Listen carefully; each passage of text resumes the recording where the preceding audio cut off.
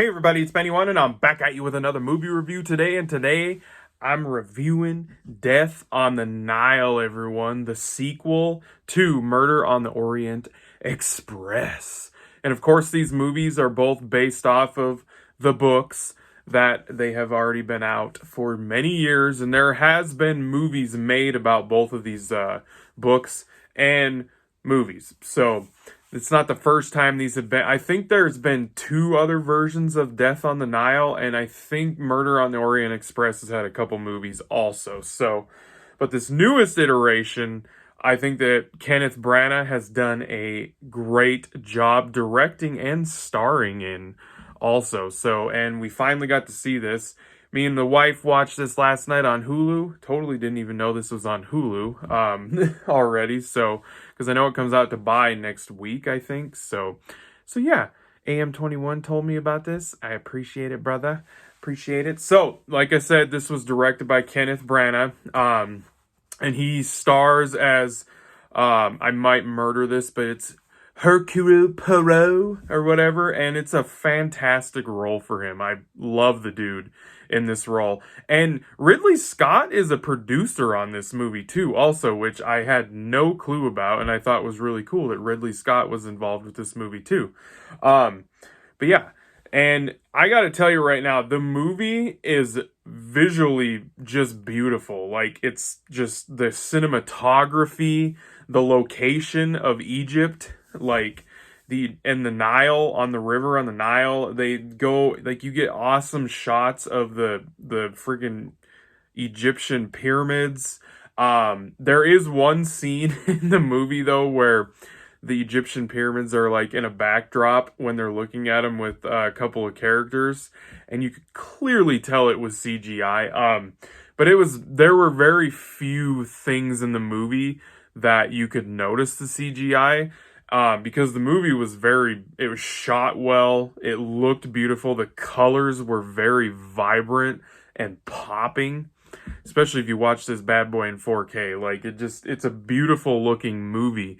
The cinematography is awesome. There is a shot of Gal Gadot walking along the one side of the boat that they're on the Nile, and it's just one of those one take panning shots that the camera just follows her along and doesn't cut. I love that kind of stuff. Like, that cinematography in this movie is great. Did a fantastic job with it. And this has a great cast once again. Let's see. Kenneth Branagh, I already said, he's our main, like, director, actor, person that plays our leading detective role, Poirot or whatever. And he's great. And we actually kind of get a very, like, an origin story to his character almost in the beginning that's in black and white, and it's kind of very heartfelt. Like, it's very emotional, and they kind of give an explanation to why he has that crazy awesome looking mustache with the little soul patch right here. They in a way they explain why he has that and why he wears that and grows that. So, which I thought was kind of cool. So, you got Armie Hammer, you got Gal Gadot, you have Annette Benings, you have Letitia Wright, who plays Siri in Black Panther and the Avengers movies, is in this. Russell Brand is in this, which I loved Russell Brand in this movie, man. I miss that guy in movies. Like, he has a YouTube channel now. It's really cool to see him back in a movie, and I thought he did a great job. He was like this doctor slash like a lord character in this movie. Like, he had lord status and everything, and him and Gal Gadot's character were tied together. Well, of course, all of these people, that the characters that are in this movie, are tied to Gal Gadot's character. And I will say one thing, the trailers for this movie, after watching it, the trailers lead you down a path thinking that someone's gonna die.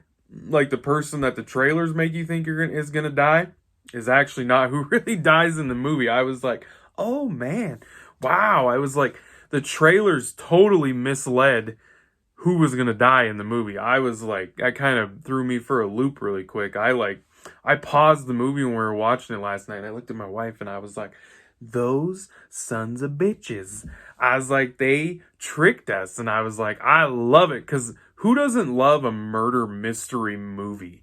Like, I love murder mystery movies, whether you're talking about classic Clue, Knives Out, The Hateful Eight, like, or Murder on the Orient Express. Like, this is just a classic murder mystery movie with an awesome lead detective character who is the best detective in the world, and he likes to throw that out and let everybody know about it. But you know what? If he's that damn good at his job, why not? But yeah, it was a pretty decent, good movie. Honestly, I don't think I enjoyed it as much as the first one, because I think that the big reveal on, who the killer was and all that stuff, like, I don't think that we could kind of see it coming before it was actually like shown to us and he figured it out. Whereas the last one, I didn't have any clue that it was all of them on the train. Like, I did not know that it was all of them. I honestly didn't even really think that it could be. Whereas in this one, I kind of could see it coming. And the movie also was it was like about an hour into the movie. And it's only like an hour and 50 minutes long by the time the credits hit. So, like, we get a little over halfway into the movie before they get onto the boat and get on the Nile. There's a lot of setup and story development stuff with the characters off of the boat, which I was kind of surprised by. I really was surprised by that. So it took a little bit longer for the story to get rolling when it came to the murder mystery thing, which I thought was kind of strange. I guess I don't remember the first one being like that.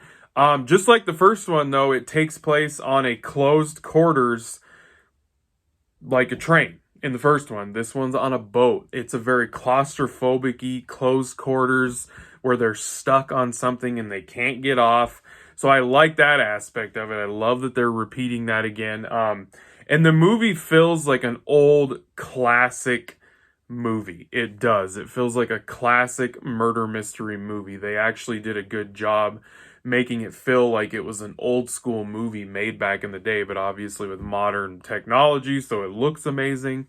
But yeah, I didn't quite enjoy it as much as the second one. And then also a big problem that like murder mystery movies kind of have is like once you find out who the murderer or the murderers are in said mystery movie murder, the problem is the rewatchability factor comes into play, where will you rewatch the movie a lot? Because I feel like The Hateful Eight, the reason that movie I feel like is pretty rewatchable is because of the characters and the dialogue between the characters. Whereas like this movie and even Murder on the Orient Express, it's just once you have that payoff and you learn who the killer or killers are, it really doesn't have a lot of rewatchability. And unfortunately, the Death on the Nile falls under that page for me, is it does not have a lot of rewatchability. So, but more than likely I'll probably pick it up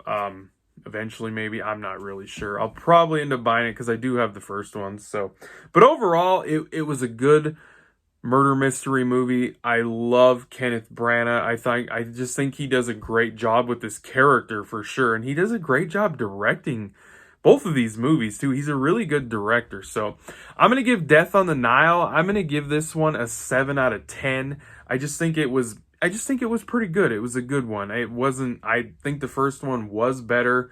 And like I said, it takes a little too long for me to get rolling with the murder mystery. And the rewatchability is just not really there for me, but it is a good murder mystery movie, and it is great to see all these actors and actresses in this movie together. So 7 out of 10, everybody, for Death on the Nile. I hope you guys enjoyed that review. Thank you for watching, and I'll be catching you on the tube later because I have spoken.